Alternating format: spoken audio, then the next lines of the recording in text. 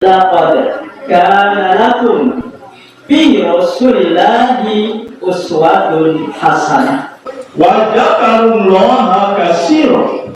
Ada hal yang menarik yang ingin saya sampaikan di sini dan berkaitan dengan itu. Hanya salah satu huruf kok masalahnya besar. Ini itu pertanyaannya. Hanya salah harokat kok masalahnya besar. Zakaru dibaca zakaru kok bisa merembet kemana-mana masalahnya. Apa ini benar ada seperti itu?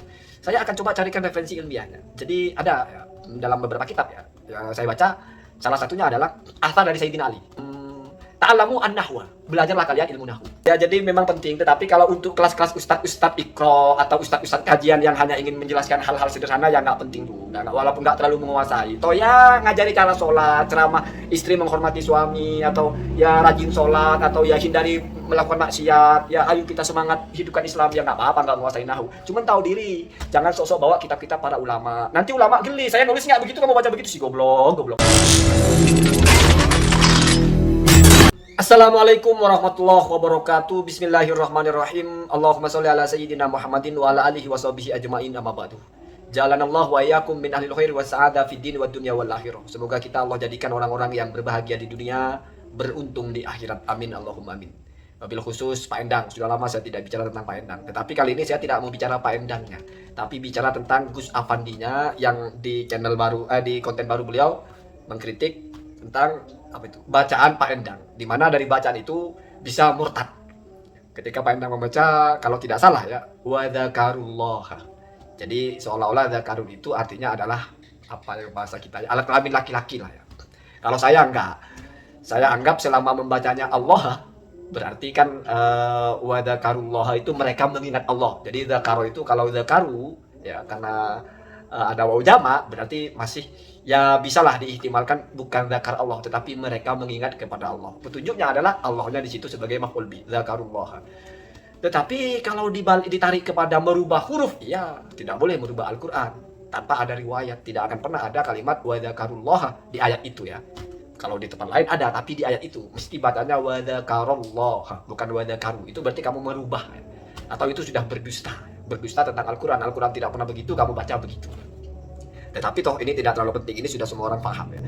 Ada hal yang menarik yang ingin saya sampaikan di sini dan berkaitan dengan itu. Hanya salah satu huruf kok masalahnya besar. Ini itu pertanyaannya. Hanya salah harokat kok masalahnya besar. Zakaru dibaca zakaru kok bisa merembet kemana-mana masalahnya. Apa ini benar ada seperti itu? Saya akan coba carikan referensi ilmiahnya. Jadi ada ya, dalam beberapa kitab ya, yang saya baca. Salah satunya adalah asar dari Sayyidina Ali. Karamallahu wajhah. Berarti ini diintisabkan atau dinisbatkan kepada Sayyidina Ali. Sayyidina Ali mengucapkan atau dawuh ya. Kalau tidak salah la'ala maqalah atau la'ala makilah ya. Ta'alamu an-nahwa. Belajarlah kalian ilmu nahwu. Fa inna bani Israil, karena sesungguhnya bani Israil itu kafaru, mereka menjadi kafir biharfin wahidin. Ba sababiyah. Karena atau gara-gara satu huruf.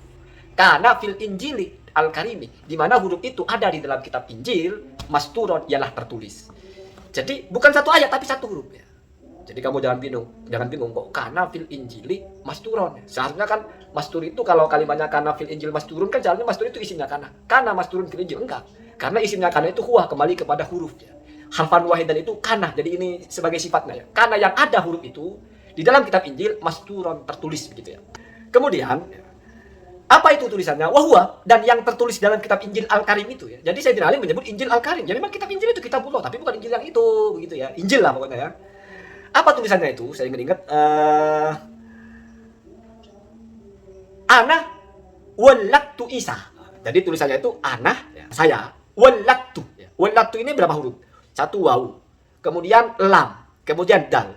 Tetapi karena lam ini kan ada tasdidnya, berarti lamnya dua seharusnya. Walaktu Isa. Faqara'u ya bitasdidil lami. Jadi ini walatu ini dengan ada tasdidnya lam itu. Faqara'u bitahfifil lami. Fakafaru. Mereka membaca sekaligus meyakini tentu saja ya. Dengan dibaca lam itu tahfif, enggak ada tasdidnya. Berarti dari awal hurufnya waw, double lam dan dal dan ta ya, 5, mereka anggap jadi 4 huruf. Berarti mereka kafir gara-gara satu huruf, membuang satu huruf. Dari walatu menjadi walatu. Jadi secara makna iya kafir. Kalau walatu Isa itu mesti maknanya adalah saya menjadikan Isa itu dilahirkan. Tidak mungkin menjadikan Isa melahirkan laki-laki itu. Artinya saya jadikan Maryam melahirkan Isa. Walatu Isa. Saya yang menjadikan Isa itu terlahir dari Maryam. Begitu. Kalau ana walatu, saya melahirkan. berarti maf'ul 1. Ana waladtu Isa. Karena walada ini muta'addi maf'ul 1. Kalau muta'addi maf'ul 1 dipindah kepada fa'ala, maka maf'ulnya jadi 2. Waladtu Maryam Isa. Saya jadikan Maryam melahirkan Isa. Begitu cuma Isanya dibuang, tersisa Maryamnya dibuang, tersisa Isa. Ya kita memahami dari siaknya toh tidak mungkin Isa itu melahirkan. Toh Isa yang dilahirkan, berarti ada objek lain yang dijadikan oleh Allah melahirkan Isa. Artinya apa? Mentakdirkan atau menciptakan Isa terlahir. Artinya Isa itu ya manusia, anak dari manusia. Waladtu Isa.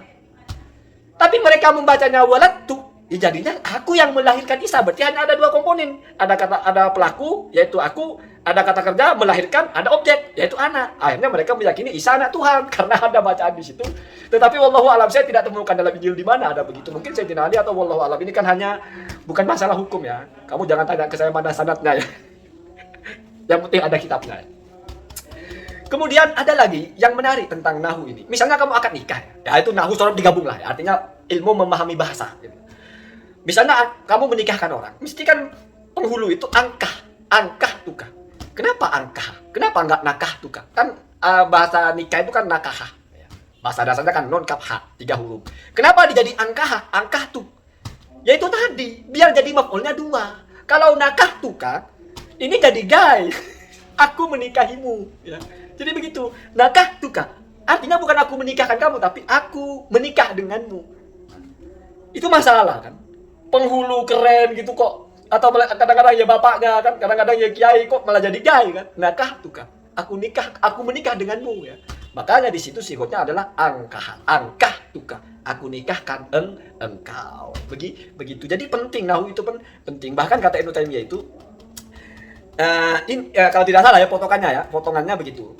Inna amata dolali ahlil bidah, sesungguhnya ya, atau ya secara umum kesesatan ahli bid'ah itu bihada sabab. Bihada sabab itu ketika Ibnu Taimiyah sedang menjelaskan pentingnya menguasai bahasa Arab.